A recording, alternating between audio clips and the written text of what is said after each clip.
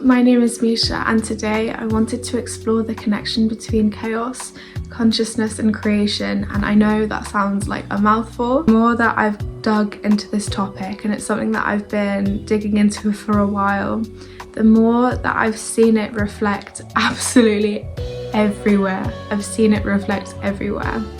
And I think it's something that could help us understand the nature of consciousness a bit more.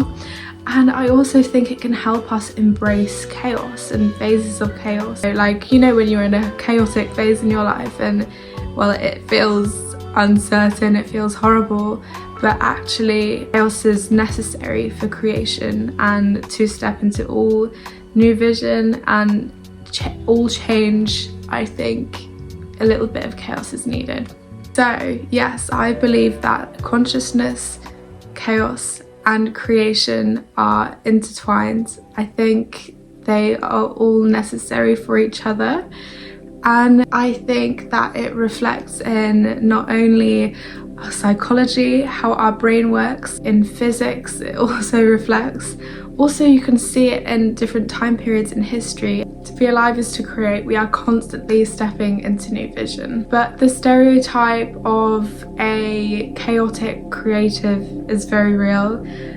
Chaotic creative, mad scientist, etc, etc.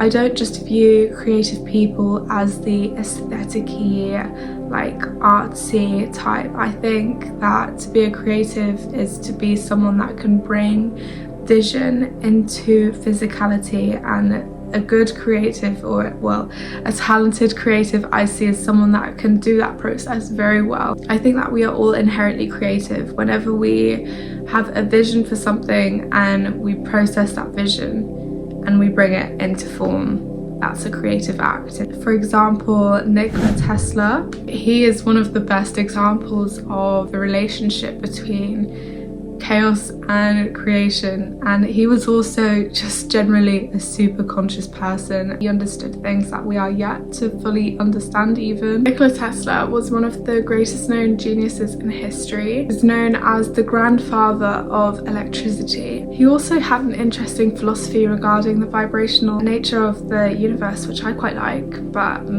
this is for another day maybe. His genius and inventions are fundamental to the modern world that we live in today. Without him, we wouldn't have many things. He was a genius, right? His mind, how it worked, was phenomenal. He would say that his inventions, so his big machines and everything, he wouldn't logically piece it together bit by bit and like work it out and calculate it.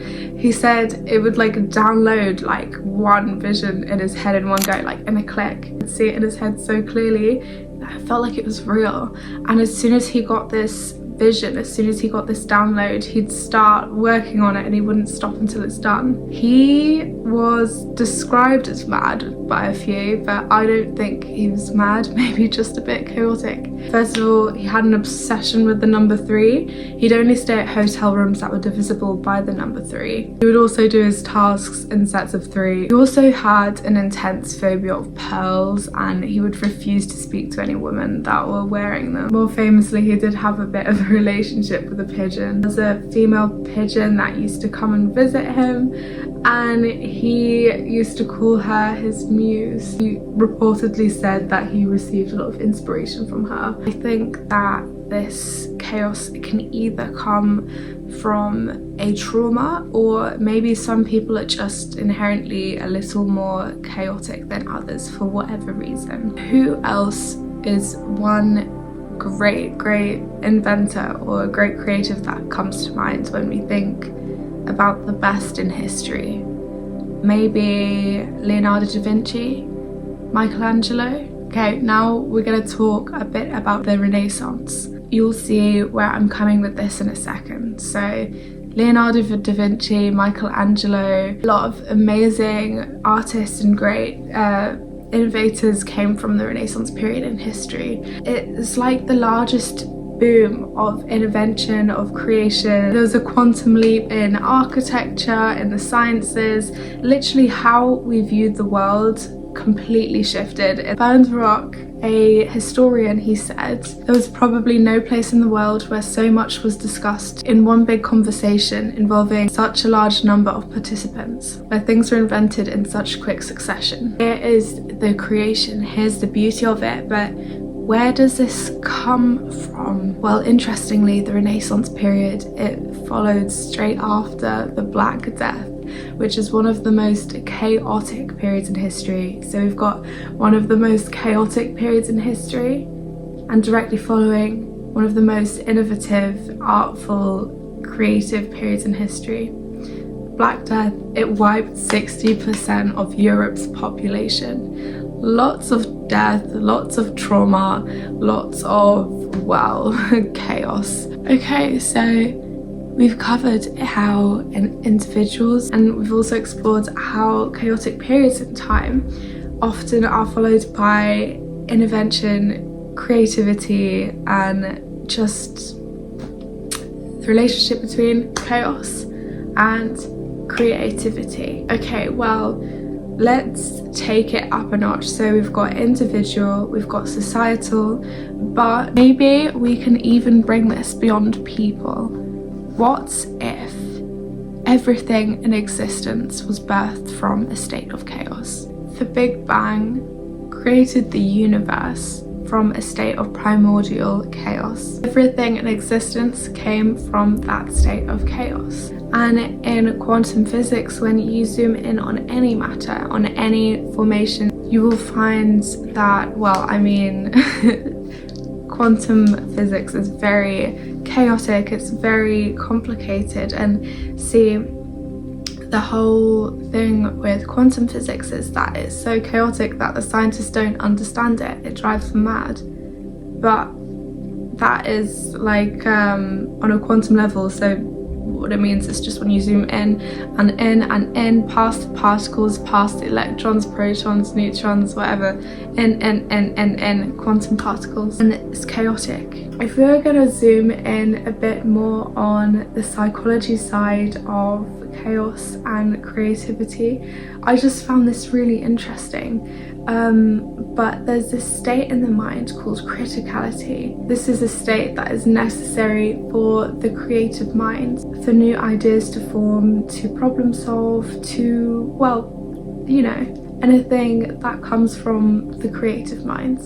And this is a state in which the mind is suspended between order and chaos. Studies suggest that the brain in a critical state show more flexible associations, greater variability in brain activity, and higher responsiveness to stimuli, all of which are features associated with creative thinking. That kind of helps us understand the psychology side of things, but I really like this and I find it really interesting. There's this concept called ego death, and it's when your ego dies, and that is chaotic to experience. It's a chaotic state in ego death.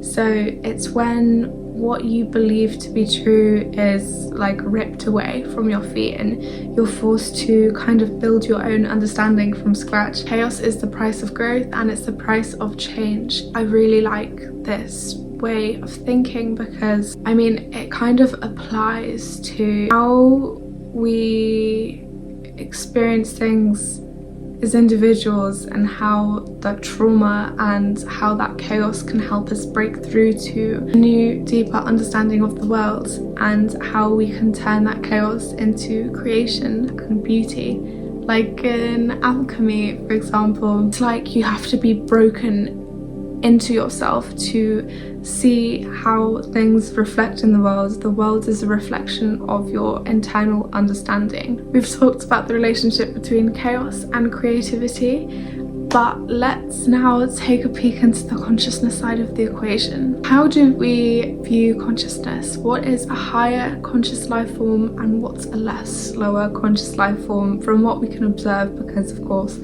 we can never truly know. From my point of view, I would see lesser conscious life forms as more simple life forms, and more conscious life forms as those that can live to more chaotic systems and can comprehend more chaotic systems. I talk about this in my blog. The geometry of consciousness is one of those things that sounds complicated, but actually it's okay. It's okay, you can understand it easily enough. So a plant, it is a very simple life form. It's so simple to us that its whole life from beginning to end we can perfectly, almost mathematically calculate from its life cycles. They're exact, you know. It lives, it flowers, it dies, well, it seeds some point along the way, but it doesn't have so much of a creative expression, or it doesn't move around. And then when it comes to slightly higher forms of life and consciousness, like, I don't know, a small mammal like a mouse or something, they're slightly more chaotic physically because they can move around and they chase after things, and they just their lives are a little more sporadic and harder to calculate. And then we go up slightly higher to maybe a dog or a cat and see they are even more chaotic and they're even more creative because they play around more, and play is creative and play is also chaotic. It's what animals do to learn and grow. Also, the more emotional that an animal is, people say that, like, as people we're more conscious because we have heightened emotional complexity. I think that emotions are more chaotic, and so I would view life forms with higher emotional connection, they tend to be more chaotic and they tend to be a bit more creative as well, and conscious. So they said it first, so there. And things get a little interesting because I do believe that human consciousness is subjective, and I believe that more creative people are inherently a bit more conscious than maybe those that don't have those kind of inclinations. But like I say, this does not just mean in the artsy aesthetic-y sense. Anyone that can birth new ideas into the world and are not like original thinking, that's what I think comes with higher consciousness. Also, I just thought it was interesting that consciousness and creativity are so strongly linked in religion. So in Hinduism, house of consciousness is pineal gland, right? I have a lot of things to say about that, but you know what, another day. So the pineal gland is associated with consciousness, so to expand your consciousness, you focus on your pineal gland in meditation, and this is also the energy center associated to creativity as well. How can we actually utilize this knowledge in our daily lives? Like, how does this show up for us? If you know me, if you follow my Instagram, you'll know that I love to write. I burn through journals like crazy. I'm always writing to express myself in that way. But every now and then I'll read back on my journal entries, my diary entries, and I remember reading back and noticing that the periods where I was struggling the most, the periods where I was uncertain and life felt chaotic, even though it didn't feel that great, it really didn't feel that great, but I read back and I'm like, wow, the extracts were nice, you know? I came up with many ideas, and it's in these periods that how I view the world changes and becomes a bit richer. My understanding gets deeper. I also found that I felt the need to paint more around these times, or just to act and think and come up with different ways of viewing things. I don't want people to think that I'm glorifying chaos. I don't want to glorify chaos. I don't think that you should necessarily lean into it if you're already content. I promote happiness, you know, but if you just so do happen to be in a period of chaos and you feel lost and you're existentially stuck, you just need to trust that there is something really special waiting for you on the other end. You just need to trust that process. And I think it's about trusting the wisdom in chaos, even if you can't see the change that is happening immediately. Anyways, I hope you liked this little exploration. If you did want to dive into this topic a little more, I have written a blog post on it, which you can find on my website here.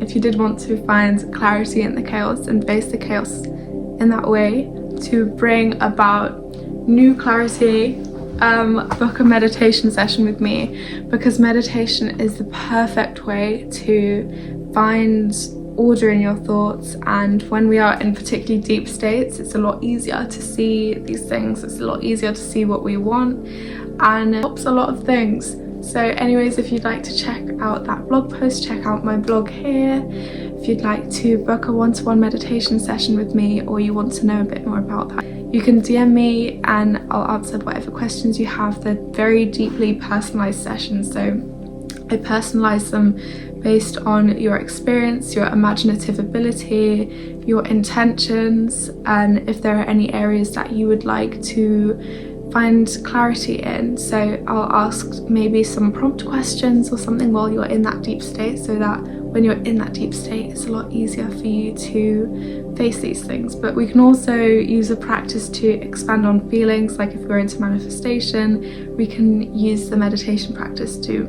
help you with that process.